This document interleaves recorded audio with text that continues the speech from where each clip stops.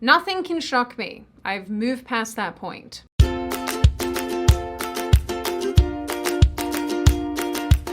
Hi, my name is Sydney, welcome back to hell. And as per usual, before we launch in, today's video is sponsored by Blissy. Now, I do have another regularly scheduled video coming later this week, so keep your eyes peeled for that. But some news has come out regarding fan of the playground, Maxwell, and although I know this is something I don't usually cover, in this case I have questions, and I have some thoughts. And doubts. And I sure hope the security cameras stay on this time. So I'll just get right into this. Maxwell is apparently on suicide watch, even though she isn't suicidal. This feels familiar. According to Maxwell's lawyer, she was initially placed in solitary confinement and on suicide watch without a psychological evaluation and without justification. Ms. Maxwell was abruptly removed from general population and returned to solitary confinement, this time without any clothing, toothpaste, soap, legal papers, etc. She was provided a suicide smock and is given a few sheets of toilet paper on request. This morning, a psychologist evaluated Ms. Maxwell and determined she is not suicidal. She's also due to be sentenced this week, and prosecutors are looking for a minimum of 30 years in prison for facilitating bringing young women to their pal, Jeffrey, and others, although not too many news outlets are prepared to print that. If Maxwell remains on suicide watch, is prohibited from reviewing legal materials prior to sentencing, becomes sleep deprived, and is denied sufficient time to meet with and confer with counsel, we will be formally moving on Monday for an adjournment, the attorney said. Now, because apparently it's Groundhog Day, some of you might remember Jeffrey Epstein killing himself in 2019, Maxwell being placed on suicide watch in late 2020, and one of Jeffrey's other buddies, a French model agent, killing himself in prison in February 2022. Just a few months ago. Isn't it interesting to consider that the three people who have been arrested in relation to all of this, two of them have committed suicide, and the third one is on suicide watch?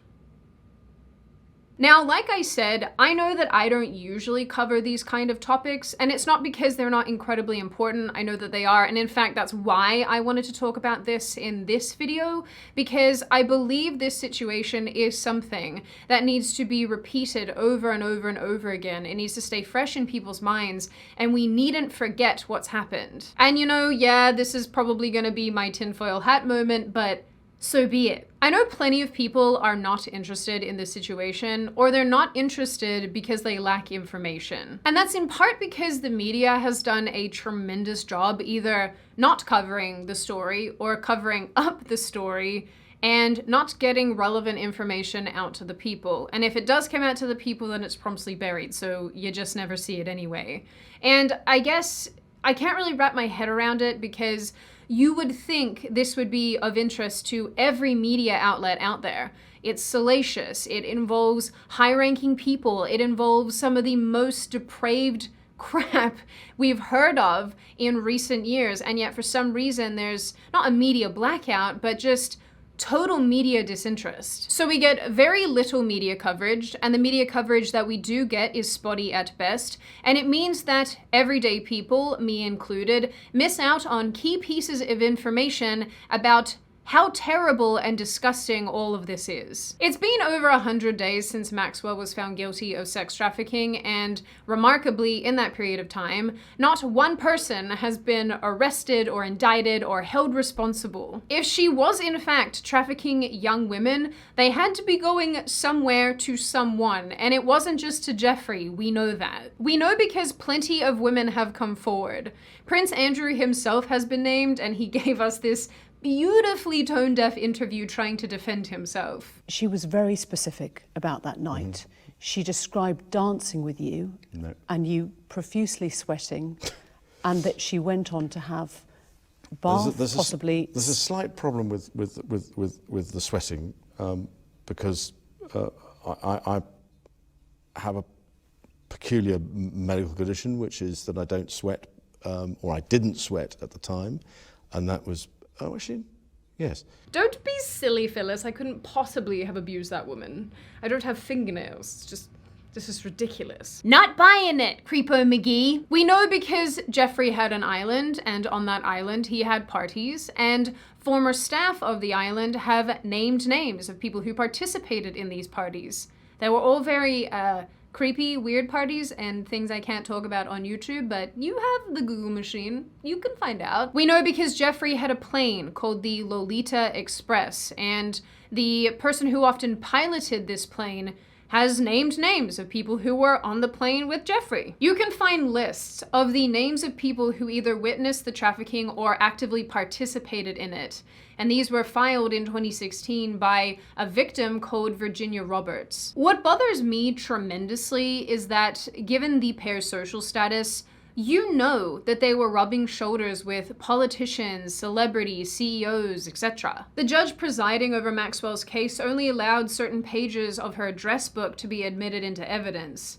She blocked prosecutors' attempts to introduce emails that they said would show Maxwell tried to select women for other men, saying she was using her access to women as a form of social currency with other influential men with whom she sought to ingratiate herself. How many of those people are members of Congress? How many of those people are judges and district attorneys, the people who are supposed to be upholding the law and upholding justice, which, you know, we know they don't do such a good job of that a lot of the time. How many are world leaders? How many are the owners of massive corporations? This kind of depravity is enough to make you lose sleep.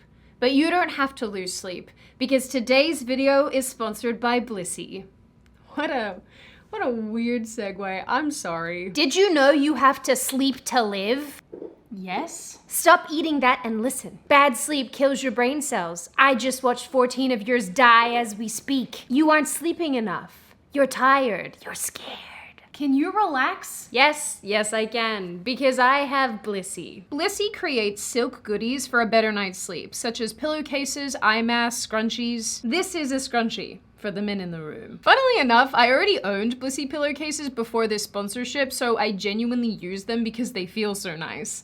They're also hypoallergenic, antibacterial, and if you run hot when you sleep, they stay cool as a cucumber. I also like that they have a zipper, because why does this do this? I hate you. Blissy pillowcases come in a range of beautiful colors. They're great for your hair and skin, but more importantly, they just feel really good to sleep on. They don't lose their quality after you wash them, and overall, I'm genuinely a big fan. Blissy also offers a 60-day risk-free trial, so if you don't love them, you can send them on back. So if you too want zippers and coolness, go to blissy.com/Sydney or click the link in the description for an additional 30% off your entire purchase and free worldwide shipping. The thing is, guys, and I know that I'm not the first person to say this, and there have been other people who've been on this since day one who've done awesome coverage of the whole thing, and they've made this point. The people that we're talking about, they're not just plebeians, you know, they're not laymen's, just everyday human beings who happen to also have a really gross affinity for girls and young women. We're talking about people who wield tremendous power and money and authority, not just over their own lives, but also over yours and mine. And I think that's the part that really messes with me about all of this, is that we just don't know who any of these people are.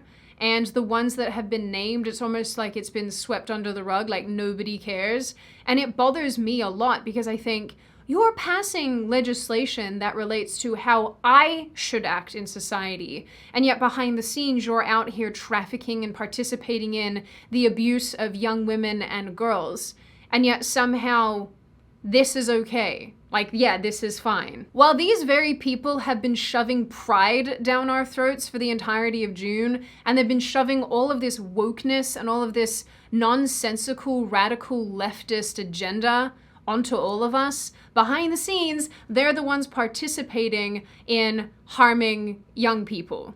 It's just like, it just blows, it blows my mind. I mean, I know that it shouldn't, but it does. It really infuriates me. And we know so little about all of this, and any speculation that gets thrown out there goes the way of the dinosaurs. Exploded by a meteor and then buried under a bunch of sediment. Not really, but you get what I mean. The thing too is that with Epstein and Maxwell gone, it's not as if these people just stopped doing what they're doing. They just find a new supplier, which means that the abuse of young people and women just continues on and on and on and on because nobody is ever held to account. And the few people that are conveniently hang themselves in their own cell. I just think we deserve answers. And I just think that the people who participated in this deserve to be held to account, because what kind of a justice system, what kind of a society do we live in if the people who are doing the worst acts to young people never have to answer for them? What kind of a society is that? Another part of all of this as well that I have so much contempt for is anybody who spoke up about this, whether that was the couple media people who were trying to get the story off the ground, or just everyday people who researched it, who were looking into it, who knew things that they perhaps shouldn't have known, were just thrown out and called conspiracy theorists, even though a lot of the time they were right on the money. So many people now are laser focused on the treatment of putting people, and honestly, I am really glad about that, because for a really long time there, we definitely abandoned an emphasis on preserving childhood innocence and not subjecting kids to things that are totally developmentally inappropriate. But now we have a renewed interest in stopping crazy crap being taught in classrooms to children.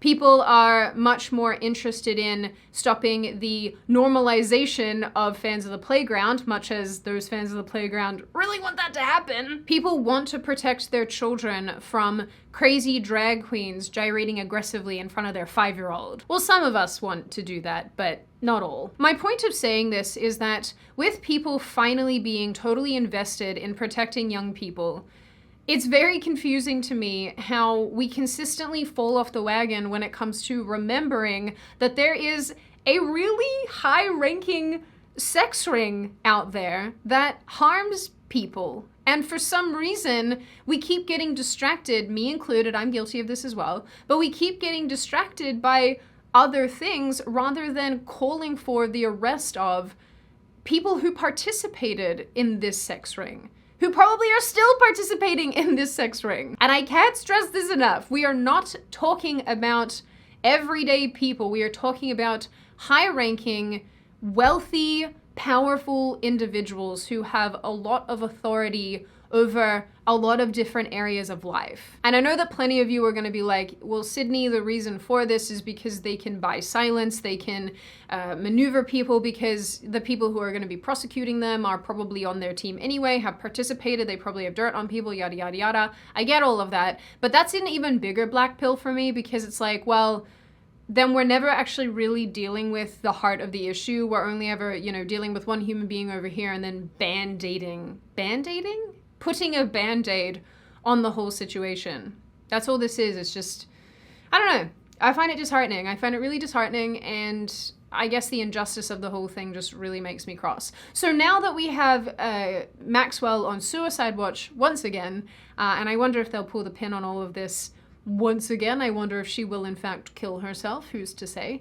I find the whole thing disturbing. I find it disturbing that Maxwell is the fall guy. I mean, obviously she participated in some of the most disgusting things, but she's the fall guy. She's the fall guy for however many men and women who also participated in all of this, and we still don't have answers on any of it. So there you go, there you have it. That's what I wanted to say. That's what I wanted you all to know, because I'm frustrated with this situation and I wanted to express that. There you have it. Don't forget that I do have a normal video coming later on this week, and I will say that I now kind of want to do a deep dive into this topic because it's really interesting, and there are a lot of moving parts that, again, I didn't even know about until I just started doing preliminary reading to make this video. But in the end, and I'm going to say this ahead of time, if it comes up, Ghislaine probably didn't kill herself. And we deserve to know what really happened and to see people finally held accountable. Now, before I open the floor to all of you, this is just a reminder to check out Blissy using the link in the description. When you do, you'll get 30% off your order, and honestly, on a serious note, I do use these pillowcases. I have for a while, and they're genuinely really, really soft. Now, open the floor to all of you. What do you all think? Is this shady? Are we seeing something shady happen? Do you think that Ghislaine won't make the grade, that she too will do something not so great to herself with her bed sheets, like the other people in this story? Do you think that the media is covering up information? Do you think that the media is covering this as best they can? Do you believe that there are people out there who must be held to account, who have done things that they are not being held responsible for? And what do you generally make of this issue overall? As always, if you like the video, hit subscribe and the thumbs up button. If you want to leave a comment, feel free to do so, just be respectful about it. And I will see you guys next time.